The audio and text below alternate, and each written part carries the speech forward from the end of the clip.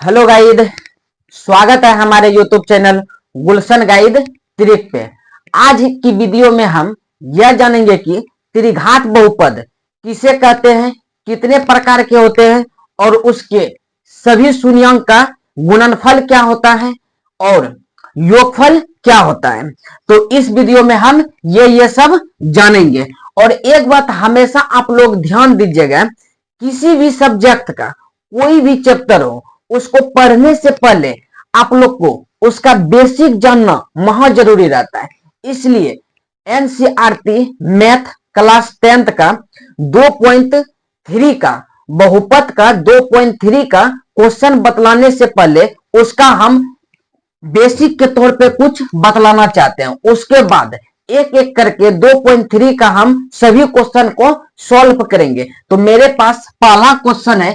पहला मेरे पास इसको समझाते हैं, त्रिघात बहुपद किसे कहते हैं। जब घात के रूप में 3 हो तो उसे क्या कहते हैं, त्रिघात बहुपद कहते हैं।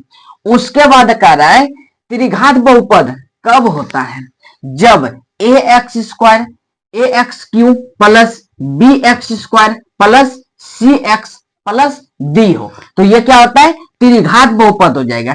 अब आप लोग हमेशा ध्यान दीजिएगा, अभी तक सिर्फ आप पढ़े होंगे कि ये इतना इतना होता है, लेकिन आप गौर कीजिए कि ax³ ही हम क्यों दिए, यहाँ पे हम a ही क्यों दिए, यहाँ पे हम bx² ही क्यों दिए। यहाँ पे तो हम 1 2 3 4 भी दे सकते हैं, 3 भी दे सकते हैं। इसके जगह पे हम क्या कर सकते हैं, 2x³ भी दे सकते हैं, प्लस क्या हो जाएगा 3x² भी हम दे सकते थे। लेकिन हम ये वाला क्यों नहीं दिए, हम क्या किए, a ही b और c और d ही हम क्यों दिए।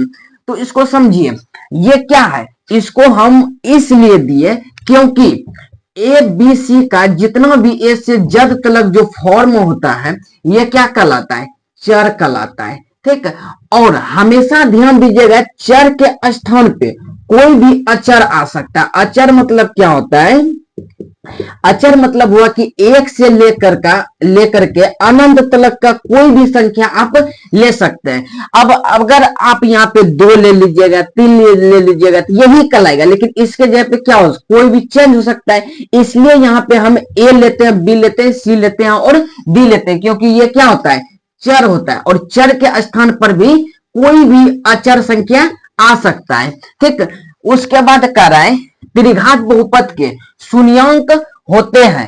ठीक है, त्रिघात बहुपद के कितने शून्यांक होते हैं, तो क्या बोल रहा है, त्रिघात बहुपद के 3 शून्यांक होते हैं। यहाँ पे क्या होता है, 3 वो शून्यांक होता है। तो पहला मेरे पास क्या है, अल्फा, दूसरा क्या है बीटा, तीसरा क्या है मेरे पास गामा है। ठीक, त्रिघात बहुपद का हमेशा 3 गो शून्यांक होता है।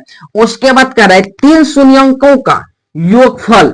योगफल क्या होता है, योगफल मतलब हमेशा ध्यान रखिएगा कि योगफल मतलब क्या हो जाता है, प्लस होता है। तो 3 शून्यांकों का योगफल क्या हो जाएगा, alpha plus beta plus gamma. उसके बाद इसका सूत्र क्या हो जाता है, -b/a। इस चैप्टर को जब बनाएंगे तो ये सब सूत्र को हम ध्यान में रखकर बनाएंगे और इसका काम आएगा चैप्टर में, इसलिए बतला रहे हैं।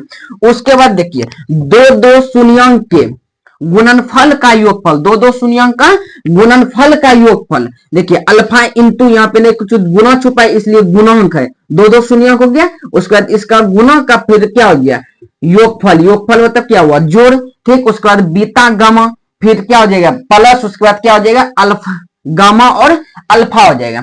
उसके बाद इसका सूत्र क्या हो जाता है, c/a। उसके बाद 3 शून्यांकों का गुणनफल। अब कह रहे 3 शून्यांकों का गुणनफल, alpha into beta into gamma बराबर क्या हो जाएगा, -b/a हो जाएगा। तो इतना आप लोग समझ गए। उसके बाद एक एक क्वेश्चन करके 2.3 का हम बतला रहे हैं क्या क्या होता है अगली वीडियो में।